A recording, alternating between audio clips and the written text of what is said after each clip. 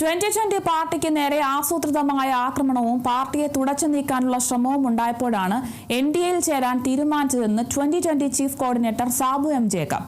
കഴിഞ്ഞ തിരഞ്ഞെടുപ്പിൽ എൽഡിഎഫും യുഡിഎഫും സംഘടിതമായി 2020യെ ആക്രമിച്ചു. ഏറെ നാളത്തെ ആലോചനയ്ക്ക് ശേഷമാണ് തീരുമാനമുണ്ടായത്.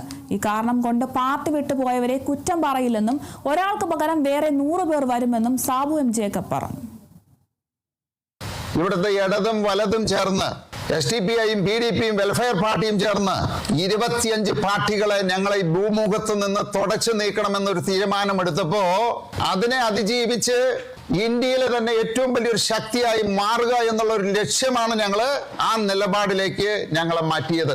ഇത് 2020 പാർട്ടിയുടെ സംസ്ഥാന കമ്മിറ്റിയിലും ജില്ലാ കമ്മിറ്റിയിലും എല്ലാം ചർച്ച ചെയ്ത് വളരെ മുമ്പ് തന്നെ തീരുമാനമെടുത്തുള്ള ഒരു കാര്യമാണ്. അപ്പോൾ ഒരു സുപ്രഭാതത്തില് പെട്ടെന്നുണ്ടായ ആരും അറിയാതെ ആരോടും ചർച്ച ചെയ്യാതെ എടുത്ത തീരുമാനമാണ് എന്നുള്ളത് വസ്തുതാവിരുദ്ധമാണ്.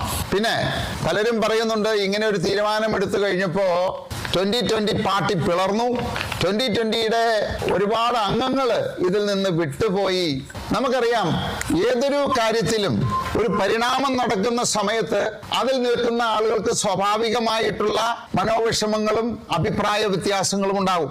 ഇന്ത്യ ഭരിക്കുന്ന 140 കോടി ജനങ്ങള് ഒരു തവണയല്ല തുടർച്ചയായിട്ട് 3-ാം തവണയും തിരഞ്ഞെടുത്ത ഒരു ഗവൺമെന്റ് മോഡി സർക്കാർ, അതിനോടാണ് ഞങ്ങൾ സഖ്യം ചേർന്നിരിക്കുന്നത്.